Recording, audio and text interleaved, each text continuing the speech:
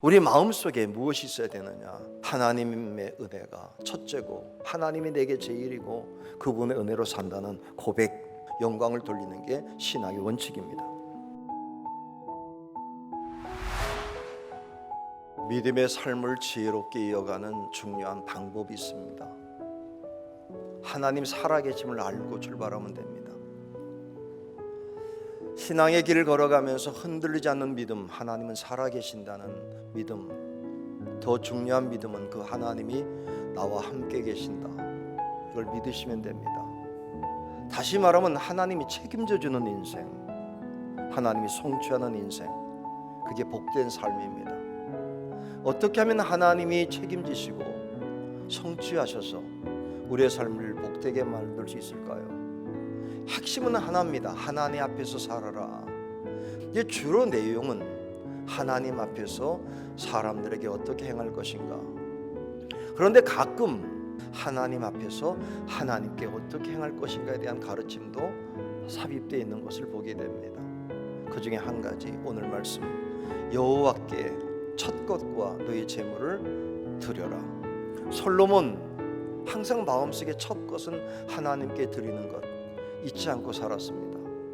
그래서 솔로몬의 인생은 하나님이 축복하시고 하나님이 일을 이루시는 완성되는 복된 삶이 될 수 있었죠. 첫 것은 하나님께 드려야 된다. 이 생각은 이스라엘 백성이 가나안 땅을 정복할 때 처음 여리고성을 정복하게 되죠. 그때 하나님이 한 가지 요청합니다. 여호수아 6장, 은금과 동철 기구들은 다 여호와께 구별될 것이니 그것을 여호와의 곳간에 드릴지어다. 왜 하나님은 첫 것을 다 자기에게 드리라고 할까요? 결론적인 얘기를 미리 말씀드리면 나를 향한 마음을 보고 싶다는 이야기입니다. 첫 번째 것 드린다는 것은 내게 가장 소중한 분이라는 고백이지요. 이 고백도 어떤 고백일까? 감사의 고백이 돼야 됩니다. 하나님께 감사. 저는 우리 북한교회 성도들의 삶이 이렇게 되면 좋겠습니다. 감사가 넘치는 행복, 은혜가 충만한 기쁨과 즐거움의 삶. 우리 마음속에 무엇이 있어야 되느냐? 하나님의 은혜가 첫째고, 하나님이 내게 제일이고 그분의 은혜로 산다는 고백, 영광을 돌리는 게 신앙의 원칙입니다. 둘째, 맥주제를 지키면서 감사로 새롭게 시작해야 됩니다. 똑같은 걸 대접받으면서도 불평하는 사람이 있고 감사하는 사람이 있고. 그런데 하나님이 우리에게 요구하는 게 뭐냐? 감사로 받아. 뭘 감사하느냐입니까? 저는 이 감사를 생각하면서 이런 걸 생각해 봤습니다. 보리 추수했을 때 기분은 어떤 것이었을까? 40년 동안 먹은 거는 한 가지입니다. 만나, 꿀 섞은 과자. 그런데 그걸 40년 먹는다고 생각하면 질립니다. 그리고 난 뒤 처음 보리를 심고 그걸 거친 것이라도 먹을 때 맛은 어떨까요? 기가 막힌 것입니다. 맛있다는 것보다도 심으면 거두게 하신 하나님을 보게 됩니다. 오늘 추수는 내일의 소망이 됩니다. 감사가 뭔지 아십니까? 새로운 출발의 신호입니다. 처음 익은 열매를 여호와께 경외하면, 잠언 3장 10절, 그리하면 내 창고가 가득히 차고 내 집들에 새 포도즙이 넘칠 거다. 오늘은 보리를 드렸는데 다음은 새 포도즙이 가득 차는 걸 경험하게 될 거라고 생각된다면, 지난 삶의 과거의 종점에 도착해 하는 것이 아니고 새로운 길을 출발하는 새 출발의 신호요, 나팔 소리가 되는 것입니다. 과거의 은혜를 기억하는 게 아닙니다. 미래의 세계를 창조하는 창조적 행위가 바로 감사입니다. 그래서 감사는 신나는 겁니다. 몇 년 전에 감사절이었는데 왜 이렇게 감사절이 많아? 이러고 가는데, 그러고 보니까 감사절이 여러 개구나. 맥주감사, 추수감사, 또 따진다면 부활절, 성탄절이 있구나.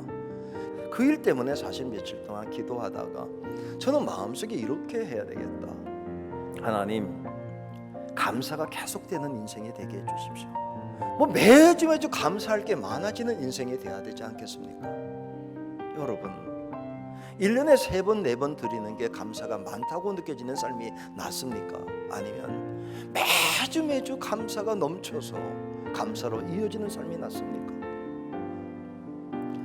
하나님 은혜 속에서 감사가 많아지는 삶이 되게 해달라고 기도하고, 내 아이에게는 매주 감사할 것밖에 없는 삶이 되게 해달라고 기도하는 부강의 가족이 될 수 있기를 주의 이름으로 축복합니다. 셋째로, 예배로 새롭게 출발해야 됩니다. 사람은 여러 번 새롭게 출발할 수 있습니다. 여러 가지 출발점이 있을 수 있습니다. 또 출발하는 방법이 다를 수 있습니다. 그러나 하나님의 사람의 새 출발은 예배입니다. 그래서 오늘 우리가 예배하는 것입니다. 예배를 드리는 방법을 성경은 명확하게 우리에게 몇 가지를 가르쳐 줍니다. 하나님께 드려라. 분명한 대상을 잊지 마십시오. 게다가 장소도 중요합니다. 신명기 16장 2절 11절 반복되는 말씀, 여호와께서 자기의 이름을 두시려고 택하신 곳에서 예배를 드려라. 어디서 드려도 하나님 받으실 수 있지만 그럼에도 불구하고 성전의 예배, 하나님께서 요청하시기 때문입니다. 그리고 이렇게 말합니다. 함께 객이든 노비든 상관할 것 없이 아이들까지도 하나님의 은혜를 고백하자고 권면하는 것, 함께. 그러면서 예배 드리는 형식을 우리에게 이렇게 권면하죠. 빈손이 되지 말고 하나님 앞에 온전한 예물로. 그 예배를 드리는 방법을 오늘 본문은 세 가지로 말합니다. 내가 복을 받은 대로. 복을 받은 대로라는 게 뭡니까? 복이라고 느껴지는 것이라면, 나에게 받은 것이라고 믿는다면 감사하라. 그리고 이렇게 말합니다. 내 힘을 헤아려서 많다면 많이 하고 적다면 적게 하면 된다. 똑같이 하는 건 아니다. 더 정확히 말하면 내 믿음대로 하면 된다. 그리고 말합니다. 자원하는 예물인가? 그걸 억지로 드리냐, 즐겁게 드리냐? 솔로몬의 아버지 다윗의 고백을 참고해 봅시다. 역대상 29장에 이렇게 고백하죠. 나와 내 백성이 무엇이기에 이처럼 즐거운 마음으로 드릴 힘이 있었습니까? 모든 것이 주께로 말미암아 싸우니 우리가 주의 손으로 받은 것으로 주께 드렸을 뿐입니다. 감사가 이어지는 삶, 날마다 새로운 감사, 더 많은 것을 하나님께 영광을 돌릴 수 있다면, 지난 상반기 쉽지 않았습니다. 그럼에도 불구하고 분명한 것은 하나님과 함께 하셨다는 것, 이 속에서도 하나님께서 우리를 향하신 뜻을 이루어 가신다는 걸 의심하지 않습니다.